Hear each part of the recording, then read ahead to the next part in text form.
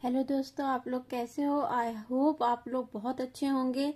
आज हम लोग जो है कि शिक्षा का जो ये यूनिट फर्स्ट हम लोग फिलोसफिकल पर्सपेक्टिव ऑफ एजुकेशन का पढ़ रहे हैं। उसमें क्वेश्चन नंबर 5 पढ़ेंगे। ठीक है। क्वेश्चन नंबर 5 है कि शिक्षा के अर्थ एवं प्रकृति को स्पष्ट कीजिए। शिक्षा के व्यक्तिगत उद्देश्यों की विस्तृत विवेचना कीजिए। तो देखिए, ये जो क्वेश्चन है हमने आगे पढ़ा हुआ है। ठीक है। उत्तर के लिए दीर्घ उत्तरीय प्रश्न एक, दीर्घ नहीं, ये शॉर्ट क्वेश्चन लिखना चाहिए। 1 और 2 देखना है, क्योंकि शिक्षा का अर्थ और प्रकृति हम तो फर्स्ट क्वेश्चन में पढ़े हुए हैं और इसी में जो है कि शॉर्ट क्वेश्चन 1 और 2 देखने के लिए कह रहा है और दीर्घ उत्तरीय प्रश्न 7 देखने के लिए कह रहा है। ठीक है। तो हम इस क्वेश्चन नंबर 7 जो आगे है उसमें पढ़ लेंगे, और नहीं तो आप जो क्वेश्चन नंबर 1 और 2 है, जो दीर्घ उत्तरीय प्रश्न है, दीर्घ उत्तरीय प्रश्न का 1 और 2 देख लेंगे, पढ़ चुके हैं हम लोग। ठीक है। तो हम 5 नंबर क्वेश्चन को यहाँ पर छोड़ करके 6 नंबर क्वेश्चन देखते हैं। ठीक है। क्या है कि शिक्षा के उद्देश्य को निर्धारित करना शिक्षक के लिए आवश्यक है। क्यों? मतलब शिक्षा का जो उद्देश्य है उसको निर्धारित करना शिक्षक के लिए क्यों आवश्यक है। ठीक है। मतलब और किसके लिए होगा? शिक्षक के लिए ही होगा, क्योंकि शिक्षक ही तो शिक्षा प्रदान करता है। तो वही उद्देश्य निर्धारित करेंगे तभी तो हम जो स्टूडेंट हैं उनके वो एक सही राह में, सही उद्देश्य के अनुसार अपनी शिक्षा को ग्रहण करेंगे। तो चलिए आगे हम इस क्वेश्चन को पढ़ते हैं। इसके जो लॉन्ग क्वेश्चन है 2 हैं। पहला क्वेश्चन है कि शिक्षा के उद्देश्यों की आवश्यकता बताइए, और दूसरा है कि शिक्षा के उद्देश्यों के निर्माण के आधार बताइए। ठीक है। मतलब कि उद्देश्यों की आवश्यकता क्यों है, शिक्षा के उद्देश्य की आवश्यकता क्यों है, और शिक्षा के उद्देश्य के निर्माण के आधार बताना है हमको। मतलब कि शिक्षा के जो उद्देश्य रखा गया है, शिक्षा का उद्देश्य क्या होता है कि सभी को शिक्षित करना, यही शिक्षा का उद्देश्य होता है। और इसका आधार क्या है, तो आधार हम आगे पढ़ेंगे। ठीक है। तो क्या है कि शिक्षा के उद्देश्य की आवश्यकता, सबसे पहले ये पॉइंट होगा कि शिक्षा के उद्देश्य की आवश्यकता। शिक्षा भी कार्य को करने किसी भी कार्य को करने से पहले यह आवश्यक है कि उसके उद्देश्य व परिणाम के बारे में पहले से ही सोचा जाए व सावधानी रखी जाए। ठीक है। बिना सोचे समझे किसी भी कार्य को करने का परिणाम अच्छा व बुरा दोनों ही प्रकार का हो सकता है। ठीक है। इसलिए उद्देश्य को निर्धारित करना आवश्यक है। इसी तथ्य को दृष्टिकोण रखते हुए हम यह कह सकते हैं कि शिक्षा को प्रभावी बनाने के लिए यह आवश्यक है कि शिक्षा के कुछ निश्चित उद्देश्य हों तथा शिक्षा प्रदान करने वाली शिक्षक को उन उद्देश्यों का भली भांति ज्ञान होना चाहिए, जिससे कि वह अपने छात्रों को उन मापदंडों पर खरा बना सके जो उन उद्देश्यों की पूर्ति के लिए आवश्यक है। बिना उद्देश्य के किसी कार्य को करने से उसे पूर्ण व विधि सम्मत ढंग से नहीं किया जा सकता है, जिससे समाज का, राष्ट्र का तथा स्वयं छात्रों का भविष्य भी अंधकार में होने की आशंका बनी रहती है। देखिए, कहा क्या गया कि उद्देश्य शिक्षा का निर्धारित करना इसलिए आवश्यक है क्योंकि बिना उद्देश्य के कोई भी कार्य नहीं किया जाता है। अब हम बीएड का पढ़ाई करे, बीएड करा हमने, उसके बाद सीटेट किया, तो ये क्या हमारा ये उद्देश्य निर्धारित था कि मुझे क्या बनना है, टीचर बनना है। ठीक है। तो ये एक लक्ष्य लेकर के चले थे हम, इसीलिए हमको अपने जो भी सब्जेक्ट मैंने चुना उस सब्जेक्ट को लेकर के चला, और यही उद्देश्य था जो कि मुझे अपने लक्ष्य तक पहुंचाएगा। इसीलिए शिक्षक को भी अपने स्टूडेंट को एक लक्ष्य निर्धारित कर के चला जाता है, तभी शिक्षा का उद्देश्य टीचर ही एक निर्धारित कर सकता है। ठीक है। तभी उस जो टीचर है वो अपने बच्चों को एक सही उद्देश्य की जानकारी भी देगा, तभी बच्चा भी अपने लाइफ में जो भी काम करना शुरू करता है तो उस काम को करने का एक सही तरीका, एक सही उद्देश्य अपने लाइफ में निर्धारित करेगा, तभी उसको सही वो अपने लक्ष्य तक पहुंच पाएगा। ठीक है, तो इसीलिए शिक्षा भी है। बिना सोचे समझे अगर हम कोई भी कार्य करेंगे तो उसका जो अंजाम होता है वो सही नहीं होगा। एक प्रॉपर वे में आपको सही मापदंड के साथ एक उद्देश्य निर्धारित कर देना होता है और उसी के अकॉर्डिंग चला जाता है। ठीक है, तभी हमको अपना लक्ष्य प्राप्त होता है, तभी हमारी उन्नति होती है, हमारा प्रोग्रेस होता है। ठीक है, तो यही बात कहा गया है। आगे देखिए क्या है, आगे है कि शिक्षा के उद्देश्य के निर्माण के आधार। जो शिक्षा का जो उद्देश्य है उसके निर्माण के आधार क्या है, जो निर्माण किया गया शिक्षा का उसका आधार क्या रखा गया। मेन चीज तो क्या होता है, बेस होता है। शिक्षा का बेस ही नहीं बनाएंगे हम तो फिर कैसे होगा। तो कोई भी बच्चे का बेस कैसे मजबूत होता है, बोलते हैं ना कि नींव अगर मजबूत होगा तो उसका जड़ भी बहुत मजबूत होगा। घर का नींव जो है कि मजबूत होगा तभी मकान भी बहुत मजबूत बन करके खड़ा होगा। ठीक है, उसी तरह जड़ अगर कमजोर है, वहां उस पर पूरी तरीके से खाद पानी नहीं दिया गया है तो पेड़ पौधा कैसा होगा, कमजोर होगा। किसी भी तूफान से, किसी भी हल्के फुल्के झोंके से भी टूट करके गिर सकता है। इसी तरह शिक्षा है, अगर नींव भी हमारी कमजोर होगी तो आगे के जो इतने ज्यादा आजकल भारी भारी पढ़ाई है, वास्ट पढ़ाई है, उसको बच्चा किस तरह से हैंडल कर सकेगा। वो आगे चल करके वो नहीं संभाल पाएगा, किसी भी क्षेत्र में वो आगे नहीं बढ़ पाएगा। ठीक है, तो शिक्षा के लिए उसके आधार, उसका बेस मजबूत होना बहुत जरूरी होता है। इसके लिए क्या उद्देश्य निर्धारित किए गए हैं, तो शिक्षा के उद्देश्य के निर्माण के आधारों को हम दो भागों में विभाजित कर सकते हैं, आशीर्वादी आधार और आदर्शवादी आधार और यथार्थवादी आधार। ठीक है, आदर्शवादी आधार क्या होता है कि आदर्शवादी आधार के अंतर्गत नैतिकता का मूल्य, सार्वभौमिक मूल्य एवं आदर्शों पर अधिक बल दिया जाता है। आदर्शवादी समाज में शिक्षा का उद्देश्य भी नैतिकता व मूल्यों पर आधारित रहता है, परंतु यह उद्देश्य व्यक्तिगत ना होकर सार्वभौमिक होते हैं। इस प्रकार के समाज में शिक्षा के उद्देश्य व्यक्ति के मानवीय गुणों को विकसित करने के होते हैं तथा इसके साथ ही वे संस्कृति के संस्करण व विकास पर बल देते हैं। देखो शिक्षा जो हम ग्रहण करते हैं एक आदर्शवादी होता है और एक यथार्थवादी होता है। मतलब एक फिजिकल होता है और एक प्रैक्टिकल होता है। ठीक है, क्या फिजिकल मतलब कि एक आदर्शवादी होता है, अगर हम अपने लाइफ में आदर्श बना करके एक सही आदर्श के अनुसार ही चलते हैं। ठीक है, हमारा गुण चरित्र, हमारा जो नैतिकता है हमारे लाइफ में, उन सब के लिए भी शिक्षा का एक बहुत इम्पोर्टेंट रोल होता है। ठीक है, अगर हम पढ़ लिख करके भी असभ्य रहेंगे, हमारा चरित्र सही नहीं होगा, हमारे अंदर किसी के प्रति कोई मतलब कि रिस्पेक्ट नहीं होगा, हम पढ़ लिख करके भी बड़ों का अनादर करेंगे, तो ये क्या है, ये सही तो नहीं है।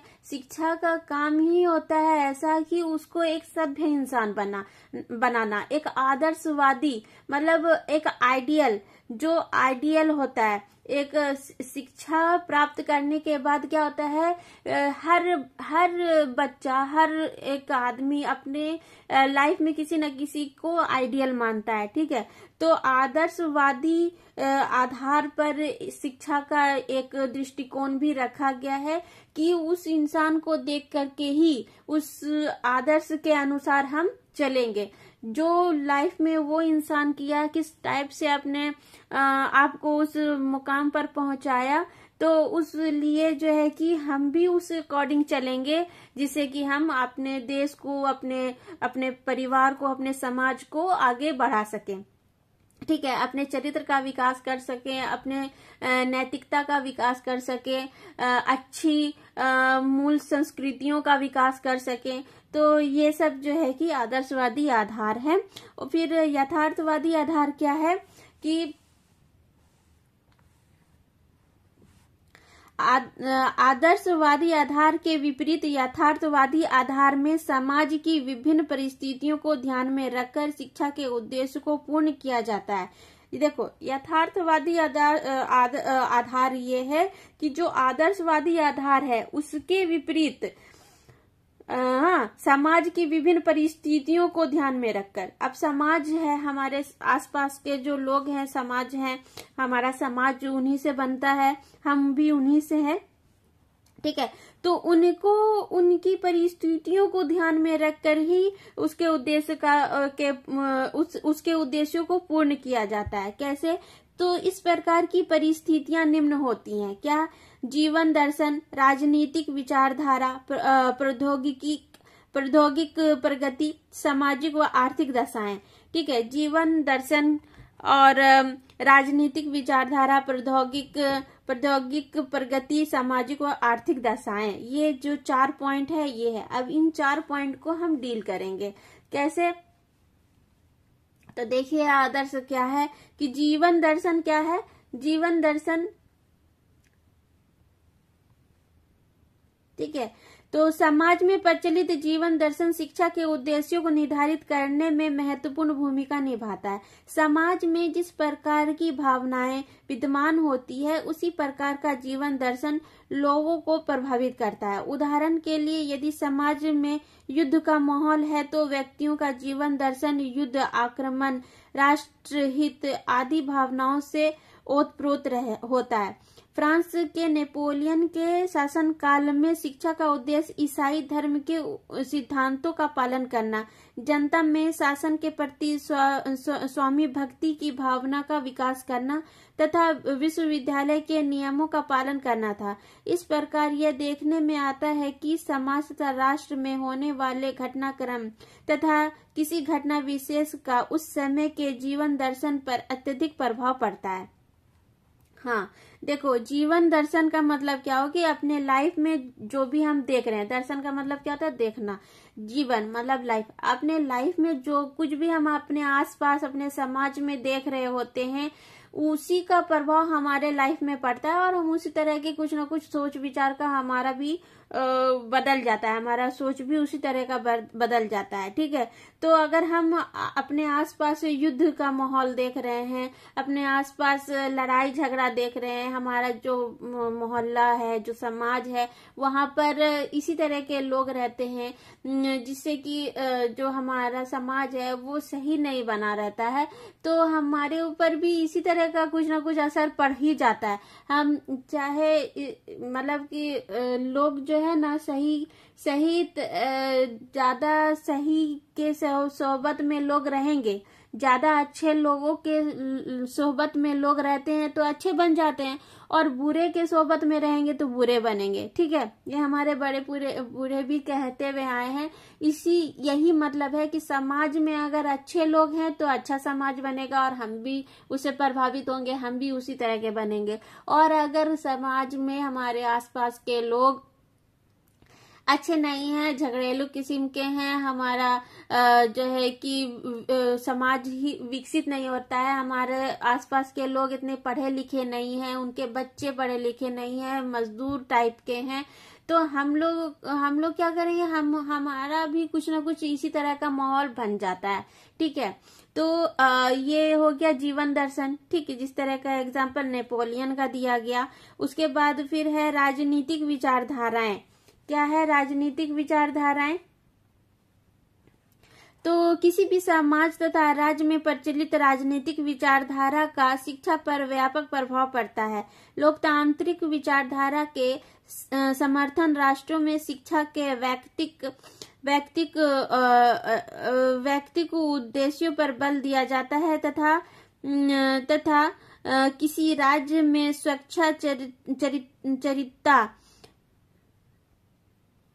स्वेच्छाचारिता की भावना है तो वहां पर बालक को राष्ट्र के हित के लिए जुड़ी भावनाओं से प्रशिक्षित किया जाता है। राजनीतिक विचारधारा शिक्षा के उद्देश्यों को अपनी सुविधा के अनुसार निर्धारित करती है। देखो, राजनीतिक विचारधारा अब क्या है कि जिस तरह के राजनीतिक माहौल चलता रहता है हमारे देश में, राजनीति का भी हमारे जो है कि समाज में हमारे ऊपर बहुत प्रभाव पड़ता है। जिस तरह का नेता होता है उसी तरह का हमारा समाज, हमारा जो आसपास का माहौल है वो बनता है। ठीक है, तो इसीलिए जो है कि इस विचारधारा को भी इस हमारा जो विचार, हमारे सोचने समझने की जो शक्ति है वो राजनीतिक विचारधारा के अंतर्गत भी आ जाती है। ठीक है, तो कहते हैं ना कि जैसा राजा होता है उस तरह का उसका प्रजा भी होता है। तो राजा जिस तरह का होगा तो हम प्रजा उसी तरह का सोच समझ रखना शुरू कर देंगे। अच्छा राजा होगा, विकास करने वाला होगा, मेल मिलाप करने वाला होगा, एक दूसरे के साथ कदम से कदम मिला करके चलने वाला होगा, तो हमारा भी विकास होगा। हम अपने समाज का उसी तरह से विकास भी करेंगे, हम भी एक दूसरे की हेल्प करेंगे, हम भी आगे बढ़ेंगे। और अगर हमारा राजा इस तरह का होगा जिसमें कि भेदभाव और बहुत सारी कूटनीतियां होंगी, तो उससे हमारा क्या होगा, हम भी थोड़े ना किसी का जो है कि भला करने के लिए जाएंगे। उसी तरह का हम खुद अपने बारे में सोचेंगे, भाई मेरा भला हो जाए।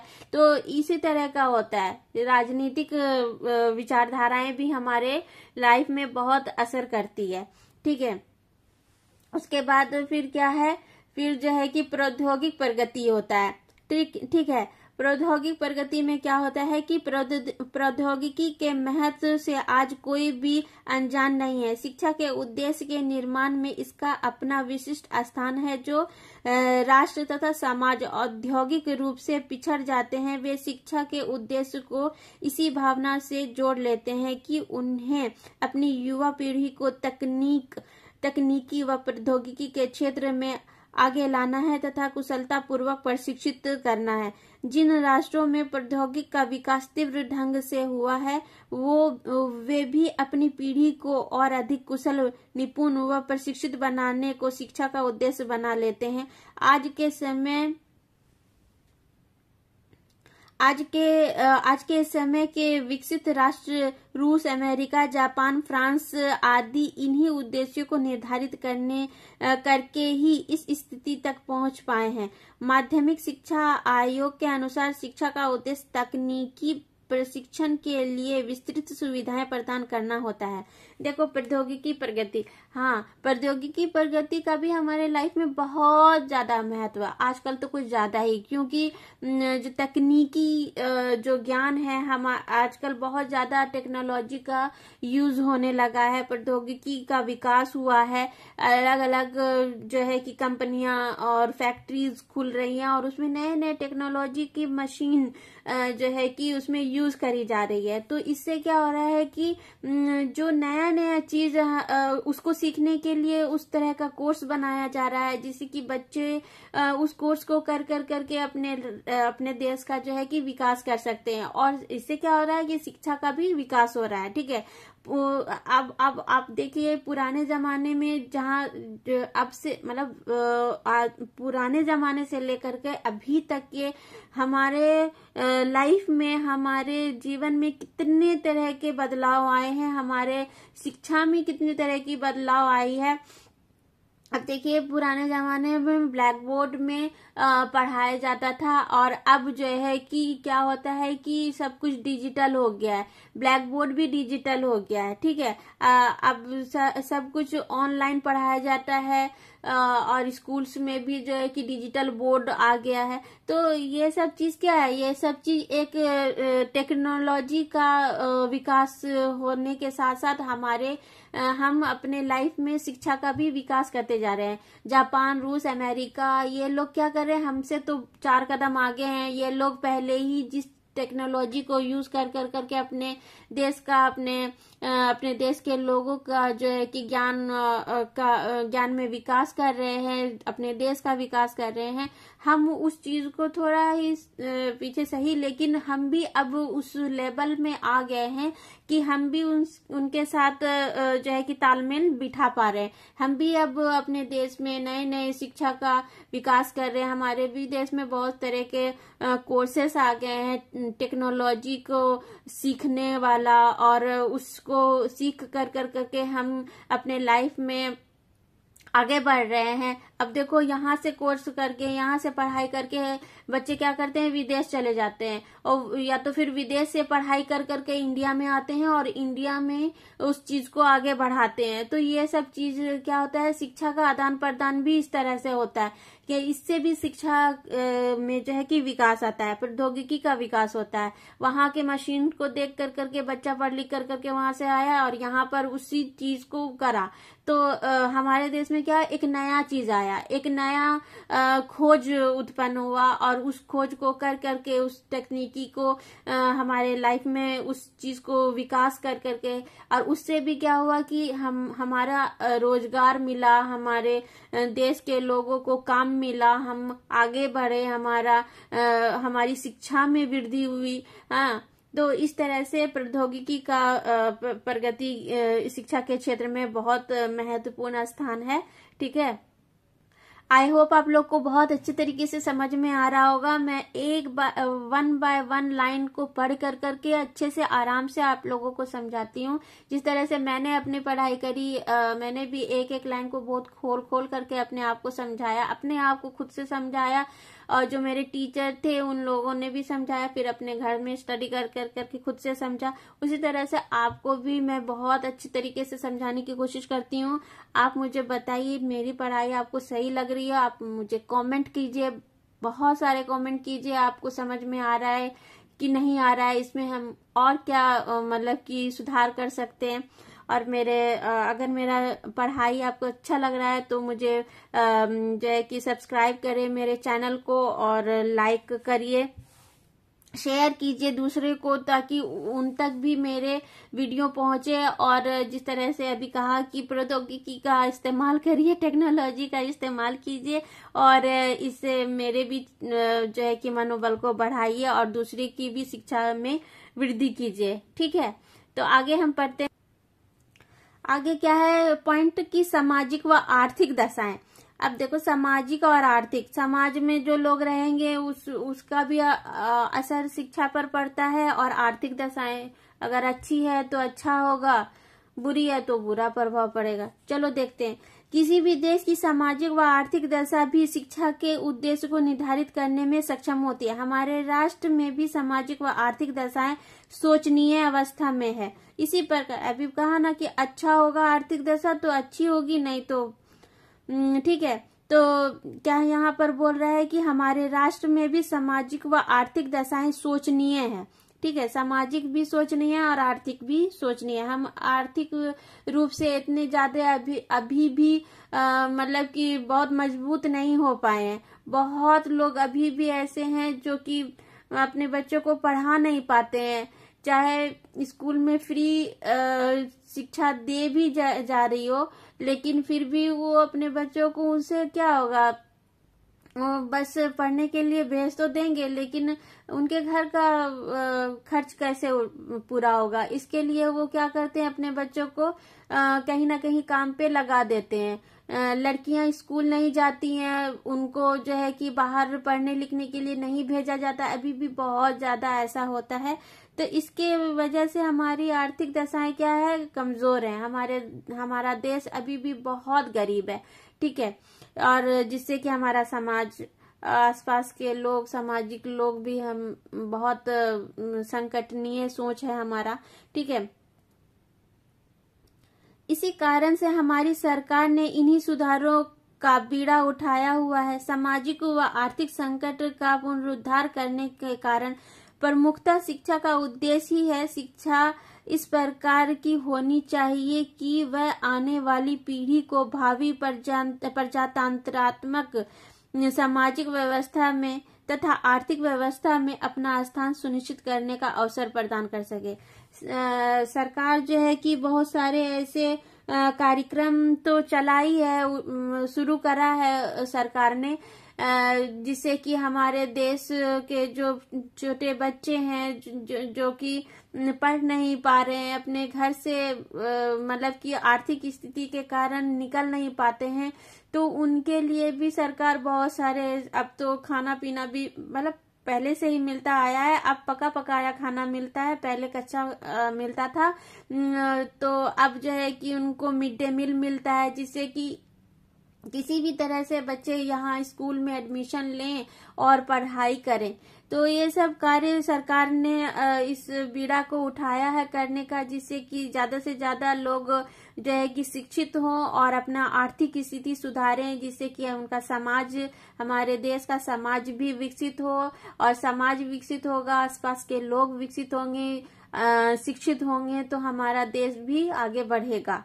ठीक है, तो ये जो 4 पॉइंट थे, इसके अंदर जो शिक्षा के उद्देश्य के निर्माण के आधार पर जो है कि 4 उद्देश्य को निर्धारित जो शिक्षा के उद्देश्य के आधार पर जो है कि दो पॉइंट है यहाँ पर।